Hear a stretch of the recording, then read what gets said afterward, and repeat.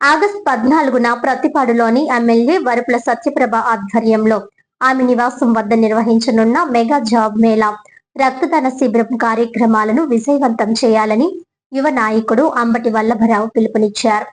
స్వర్గీయ వరపుల రాజా 51వ జయంతి సందర్భంగా నిర్వహిస్తున్న రాజన్న విగ్రహ ఆవిష్కరణ కార్యక్రమాన్ని కూడా విజయవంతం చేయాలని కోరారు.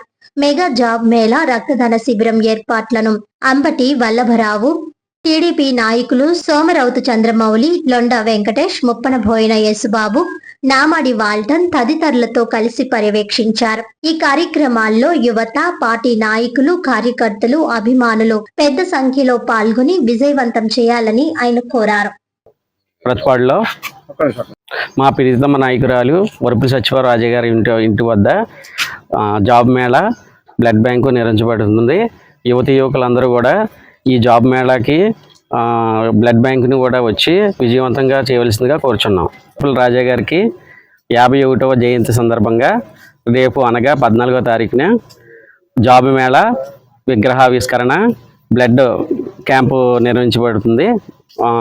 నియోజకవర్గంలో యువకులు అందరూ కలిపి ఈ అవకాశాన్ని సద్వినియోగం చేసుకోవాలని కోరుచున్నాం. ముఖ్యంగా వరపుల రాజా గారు అభిమానిగా కోరుకుంటున్నాను.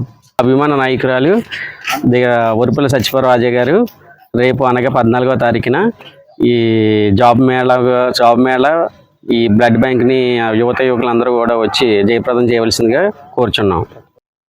వార్తల్లోని ముఖ్యాంశాలు మరోసారి.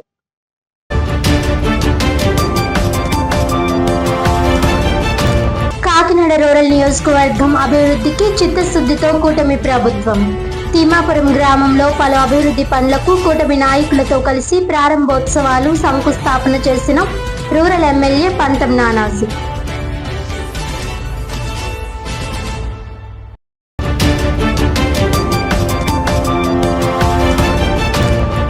ప్రధాని నరేంద్ర మోదీ పిలుపు మేరకు 220 మీటర్ల జాతీయ పతాకంతో కాకినాడలో ఘనంగా హర్ ఘర్ తిరంగా కార్యక్రమం.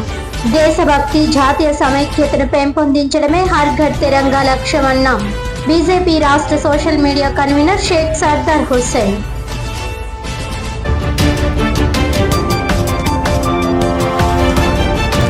ఆగస్టు 14న ప్రతిపాడులో ఎమ్మెల్యే వరపుల సత్యప్రభ ఆధ్వర్యంలో మెగా జాబ్ మేళా. నిరుద్యోగ యువత సద్వినియోగం చేసుకోవాలన్న యువ నాయకుడు అంబటి వల్లభరావు.